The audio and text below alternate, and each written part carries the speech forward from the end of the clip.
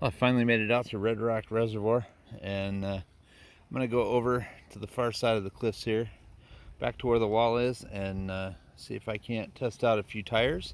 I've been wanting to do this for a long time, so we'll see how it goes. Made it to the wall, and I'm going to do some testing here with some tires, and I've got a spot right here that gets progressively steeper.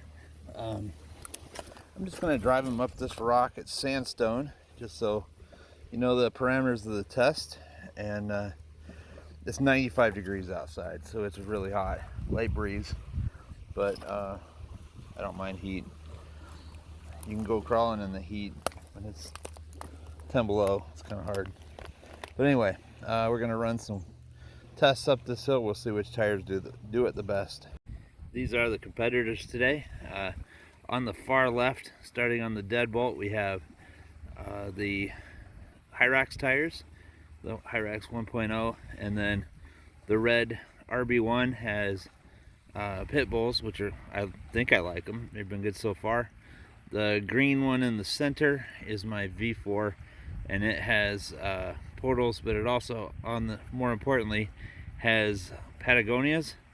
The black RBX, or what is this, HBX Devastator. That one has the Injora wheels, and they're the Extreme Mud Terrain. And then on the far right of your screen, we have Scramblers on a V3. And for today's test, we're going to assume that unless the vehicle is tipping over, that it's still not tire limited. If it tips over backwards, it's center of gravity limited. If it's not tipping over backwards, but it doesn't climb, the tires are slipping. So I hope that makes sense, and it's a little bit apples to oranges, but in a sense, if it's not tipping over, it means the chassis can hold the angle. So I'm just going to find out which one can crawl up this hill the best. I forgot my tripod, so the camera work might be a little weirder today, but here we go. First up, we have the Proline Hyrax 1.0 tires, and we'll see how high I can get. I want it to be a tire thing and not a speed thing. Looks like it's ready to tip at that point. They are sliding a bit.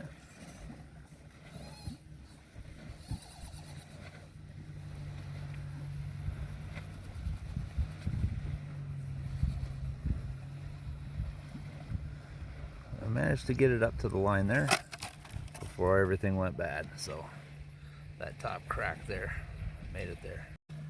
I put an Orlando Hunter battery in this to give a little bit better climb angle, and this is definitely center of gravity limited and not tire limited, so that's unfortunate because I don't feel like we're really testing the tire here, but it's going pretty steep, and that's a good climb angle, and I can't ask for a whole lot better than that.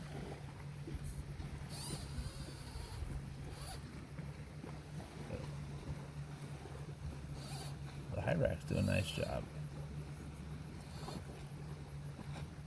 Not quite to the top, but again, center of gravity limited. This is my Chris Tandy Crawler Works RB1, and it will climb steep because it has a really great center of gravity.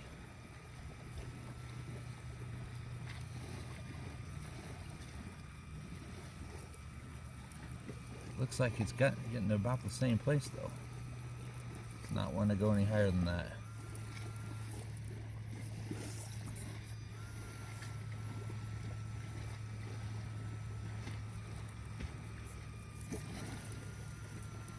And I am tire limited at that point. It's not flipping, but it's not crawling up either.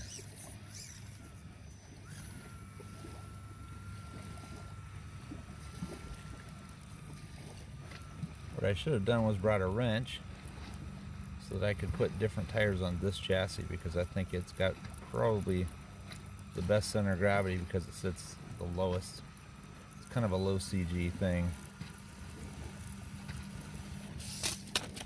But that's all the farther that one got. This is also one of my favorite rigs. It's a V4 Mofo chassis with brass portal axles, which gives it a great center of gravity. And it has the tires, which in my opinion are the standard by which I judge everything else. And those tires are the RC four-wheel drive Patagonias. I've added some crude chassis limiters to this because I'm not interested in what the chassis can do. I'm interested in what the tires can do. So I've limited their travel by adding limiting straps.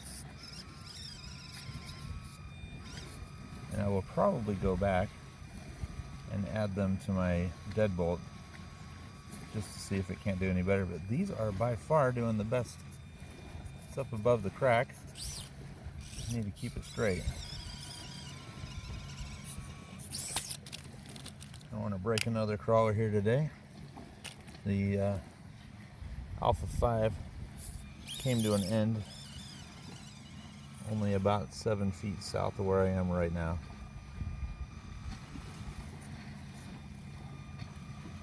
But these tires are definitely the best so far that I've been able to test. This is a retest of the Proline Hyrax, and this time I have basically tied the suspension all the way down because I don't care what the chassis can do, I care what the tires can do. So I want to give this thing the best chance it can possibly have to get up there.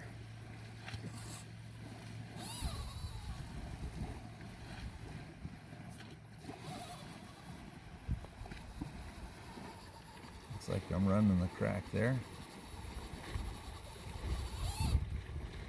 I was able to shoot it up a little higher, but I couldn't just crawl it up higher. That's where it stops. We are not chassis limited, we are tire grip limited right there. Since it's not flipping over and the tires are sliding, that is the result. This is my HBX Devastator, and it has the Injora Extreme Mud Terrain tires on it, and I don't know if they're the same compound as the others, but I'm going to run this one without the body on it because I don't care what the body does. I'm not worried about what the chassis can do, but I'm not even getting the wheel up to that line.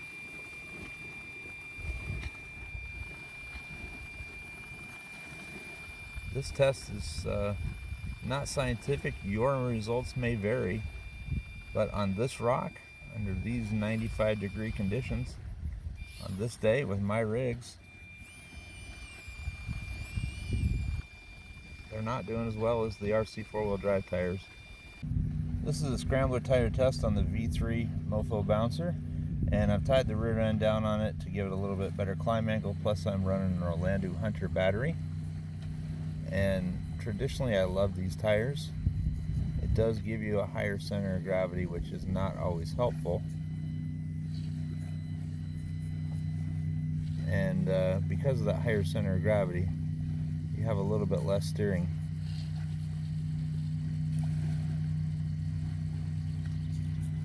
Pretty much every tire test in the group has gotten to that crack. And we got just above it. Started to anyway before it backflipped. From a subjective standpoint, I still have to give this challenge to the Patagonia tires. And I hate to say it, but I'm probably going to switch some tires around and throw some Patagonias on my RB1 and take the Pit Bulls off. I think the Patagonias still take the grip challenge. I'll run it again just because it's fun to be here, and it's not too bad. It's only 95 and I'm in the shade, so can't beat this location. It's fantastic. Yeah, that's all I can really say about that. But I like being here. I think the RB1 chassis, being a low CG style rig, is the one to test the tires with. I might just tie that one down and see what it does, but I don't think the tires are going to take a little higher, but I'll try it. But I just think the Patagonias are still the go-to tire. I've got the tail tied down, and I'm still letting the front articulate. as it needs to, because I want to see what these tires can do. They do immediately go above the line before they start slipping, but once they're past the line, look at that. The Pit Bulls are doing real good.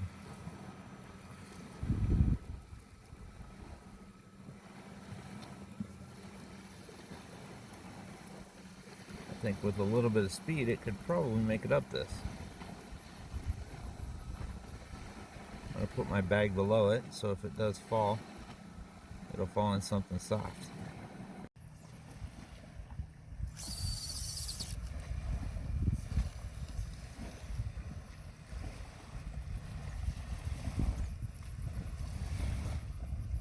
That's what you can do with the limiting strap and a little bit of wheel speed. Doesn't really measure what the tires did, but it was impressive. Kind of fun to be able to do that. In this test, I'm still going to give the edge to the RC four-wheel drive Patagonia tires. Not by much, because the Pit Bulls are really good. Scramblers are good.